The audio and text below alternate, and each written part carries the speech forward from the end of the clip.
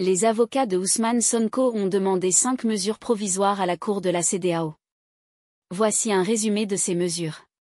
Ordonner à l'État du Sénégal de s'abstenir de toute action de nature à aggraver le différend, les avocats demandent que l'État du Sénégal ne prenne aucune mesure qui pourrait aggraver le différend entre Ousmane Sonko et l'État, notamment en ce qui concerne sa radiation des listes électorales et du fichier électoral.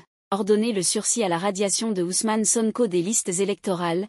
Les avocats demandent que la radiation de Ousmane Sonko des listes électorales en vue de l'élection présidentielle de février 2024 soit suspendue et que son nom soit rétabli sur les listes et le fichier électoral, si cette mesure a déjà été prise.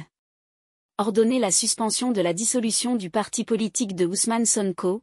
Les avocats demandent que l'État du Sénégal suspende la mesure de dissolution du parti politique de Ousmane Sonko et rétablisse provisoirement le parti dans ses droits politiques. Ordonner à l'État du Sénégal de ne pas entraver les activités politiques légales du parti politique PASTEF. Les avocats demandent que l'État du Sénégal ne prenne aucune mesure qui pourrait entraver les activités politiques légales du parti politique PASTEF jusqu'à ce qu'une décision de la Cour soit rendue, et ce, jusqu'après l'élection présidentielle de 2024. Ordonner la fin de la détention provisoire de Ousmane Sonko.